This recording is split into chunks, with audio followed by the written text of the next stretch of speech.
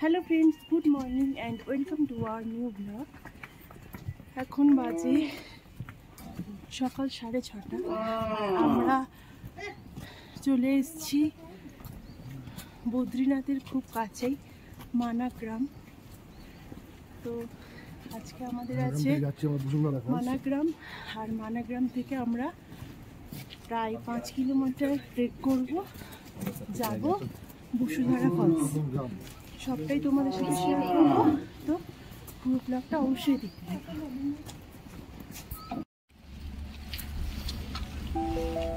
বদ্রীনাথ থেকে মানাগ্রামের দূরত্ব প্রায় 3 কিলোমিটার, সমুদ্রপৃষ্ঠ থেকে প্রায় 3200 মিটার বা 10,500 ফুট উঁচুতে রয়েছে এই মানাগ্রাম।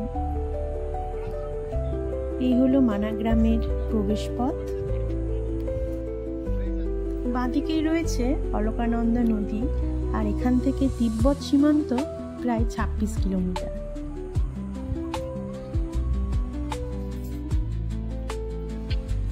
এখন আমরা মহাভারতের সেই বিখ্যাত মানাগ্রাম দিয়ে হেঁটে চলেছি।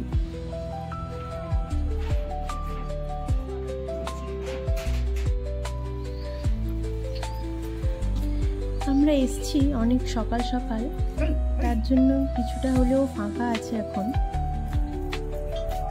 তো দোকানপাটগুলো সবে খোলা হচ্ছে। এই মানাগ্রামে যারা বসবাস করেন তারা বিভিন্ন উলের পোশাক তৈরি করেন এবং বিক্রিও করেন। এই মানাগ্রামে বছরে 6 মাস লোকজন বসবাস করেন। বাকি সময় প্রচুর ঠান্ডা থাকার জন্য সবাই মিলে নিচের দিকে বিভিন্ন গ্রামে গিয়ে বসবাস করেন। আমরা যাচ্ছি মানাগ্রাম। এখানে মহাভারতের অনেক কাহিনী আছে, সবটাই তোমাদের সাথে শেয়ার করার চেষ্টা করব।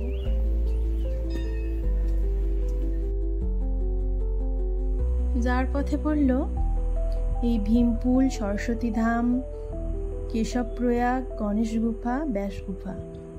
তো এগুলো আমরা বসুধারা ফলস শেষ করে তারপরেই এগুলো আমরা দর্শন করব। তো যাওয়ার পথে যেগুলো পড়বে সেগুলো আমরা দেখব, বাকিটা আমরা পরেই দেখব।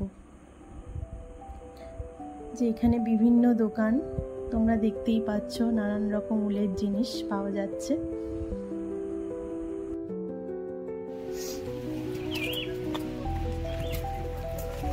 তো প্রত্যেকবারের মতো নিয়ে নিয়েছি একটা লাঠি। বসুধারা ফলসটা অনেকটাই ট্রেক করতে হয়, অনেকেই যায় না, অনেকেই শুধু মানাগ্রাম ঘুরে আর ওটা যায় না। কিন্তু আমরা চেষ্টা করব যাওয়ার, জানি না কতটা কি পারবো, তাও চেষ্টা তো করবই বসুধারা ফলসটা যাওয়ার।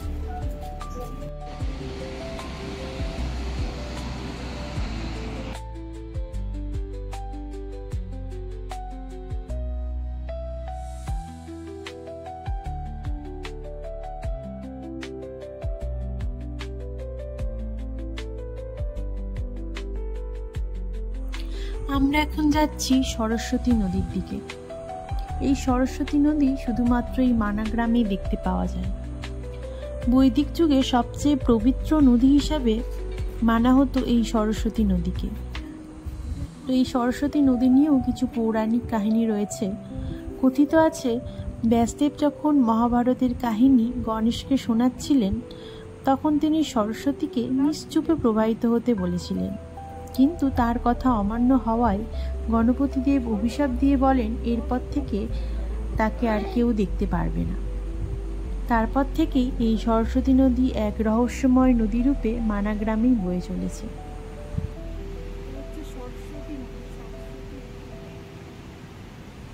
আমরা এখন আছি ভীমপুল।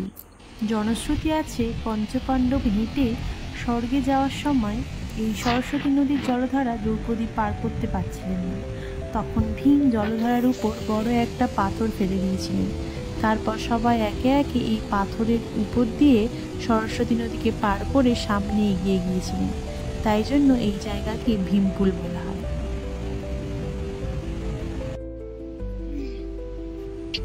ভীমপুল দেখে আমরা রওনা দিলাম বসুধারার উদ্দেশ্যে। আর এই হলো স্বর্গারোহিণীর প্রবেশ পথ, যে পথে পঞ্চপাণ্ডব স্বর্গের উদ্দেশ্যে যাত্রা করেছিলেন।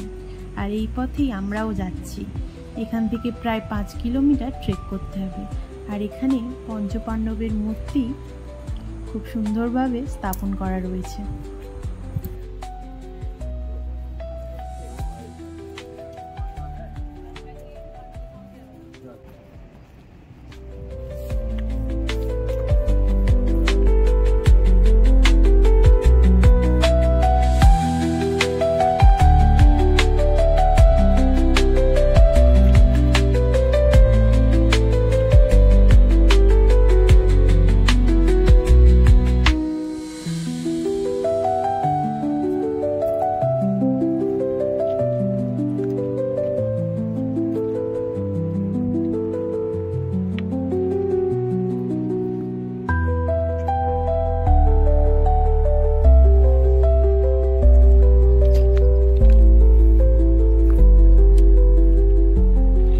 আমরা অনেকটা পথ পার করে এসেছি, আস্তে আস্তেই চলছি, এখনও অনেকটাই বাকি।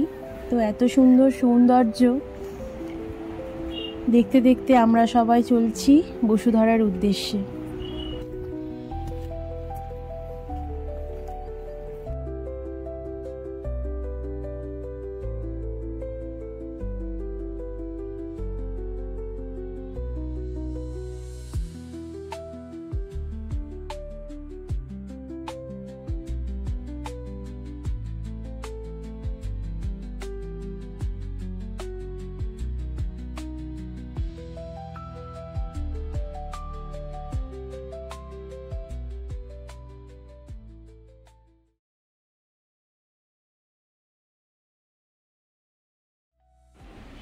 আমরা যত সামনের দিকে এগোচ্ছি ততই অন্যরকম একটা ফিলিংস হচ্ছে। তো আস্তে আস্তে এগোতে এগোতে দেখলাম এরকম অনেক বরফও দেখতে পাচ্ছি। তো তার জন্য এই সৌন্দর্যটা আরও বেড়ে গেছে।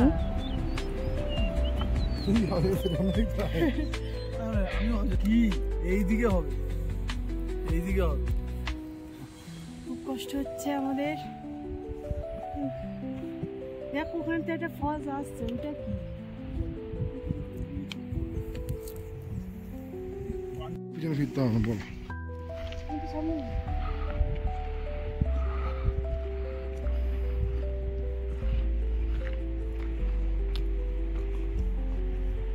আমরা এখনো পৌঁছাতে পারিনি, এখনো অনেকটা পথ বাকি।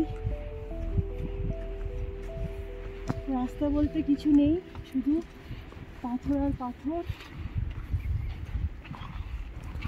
আমরা একটু একটু করে রেস্ট নিয়ে একটু একটু করে এগোচ্ছি। আর সাথে আমাদের কিন্তু ড্রাই ফ্রুটস, কর্পূর সবই আছে। তো এখানে একটু অক্সিজেনের প্রবলেম আছে, তো তার জন্য হাঁটতে গেলেই হাঁপিয়ে যাচ্ছি। তো তার জন্য কর্পূরটা খুবই লাগছে। আর আর ড্রাই ফ্রুটস তো একটু এনার্জি দেয়, চকলেটও আছে। এই সব কিছুই আমরা খাচ্ছি আর আস্তে আস্তে আমরা এগিয়ে চলছি।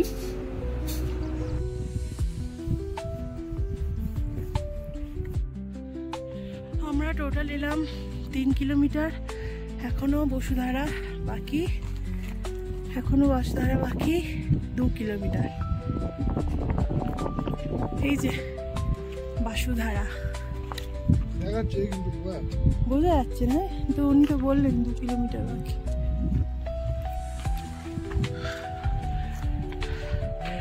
একদম খাড়াই খাড়াই সব পথ, কোনো গাছ টাছ নেই, একদম অক্সিজেনও অনেকটা কম।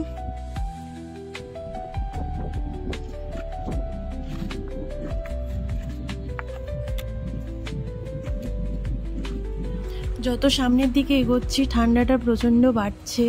এখানে টেম্পারেচার খুবই কম, আর বসুধারার কাছে আমরা বরফও পাবো। আর প্রচণ্ড ঠান্ডা আর প্রচণ্ড হাওয়া দিচ্ছে।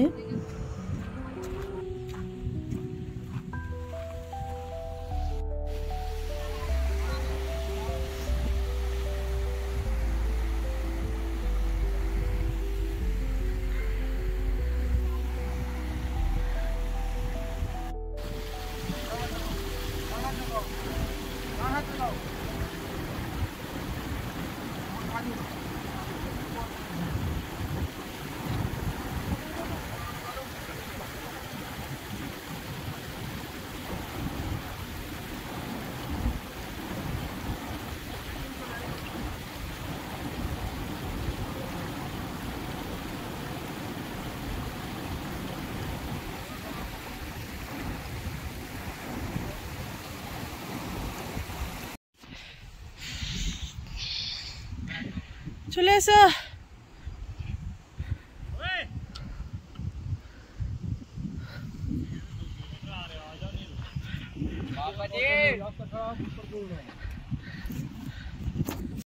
আমরা প্রায় এখন 1 কিলোমিটার আগে আছি, আর এখান থেকে দেখতে পাচ্ছি বসুধারা ফলস। এখন অনেকটা যেতে হবে, আর তারপর আমাদের ট্রেক কমপ্লিট হবে।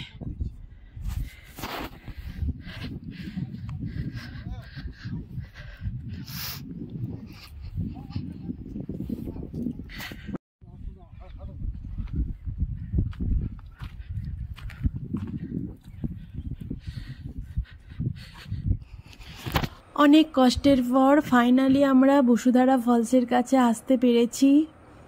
দূর থেকে দেখতে পাচ্ছি বসুধারা ফলসকে, মনে হচ্ছে খুবই কাছে কিন্তু অনেকটাই দূরে ছিল।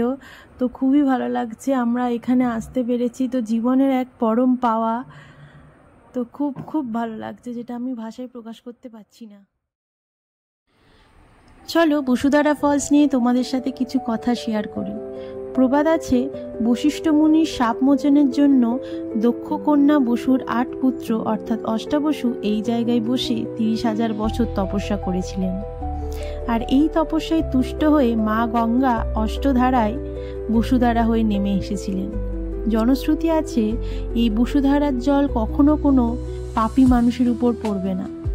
পাণ্ডবরা স্বর্গে যাওয়ার সময় সহদেব এই বসুধারার কাছেই দেহত্যাগ করেছিলেন।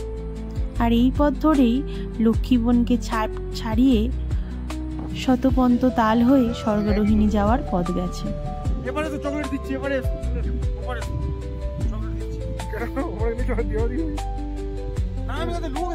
হ্যালো সতপন্থ।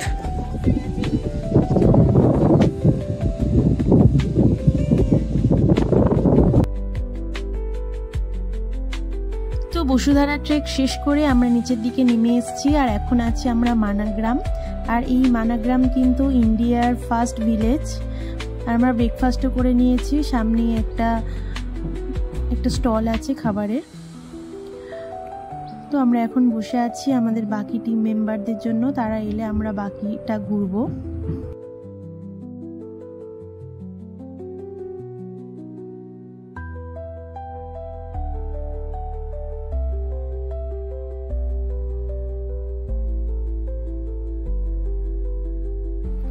এখানে কি কি দেখবো তার একটা লিস্ট করাই আছে।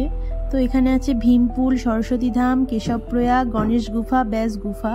তো ভীমপুল, সরস্বতী ধাম তো আমাদের দেখা হয়েই গেছে, আর বাকি এই 3টে তো আমরা একটা দেখব। তো আমরা যাচ্ছি গণেশ গুফার দিকে।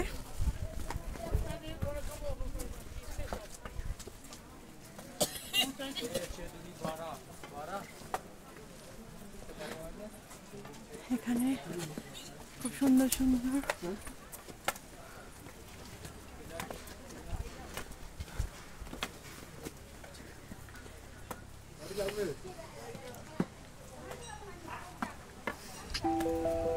আমরা এখন যাচ্ছি গণেশ গুফার দিকে। আর এই হলো সেই গণেশ গুফা যেখানে গণেশজি মহাভারত লিখেছিলেন ঋষি ব্যাসদেবের কথা শুনে।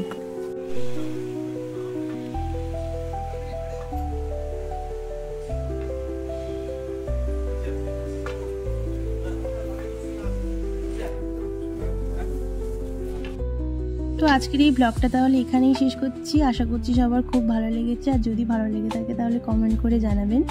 তো সবাই খুব ভালো থেকো, সুস্থ থেকো, দেখা হচ্ছে নেক্সট ব্লগে। বাই।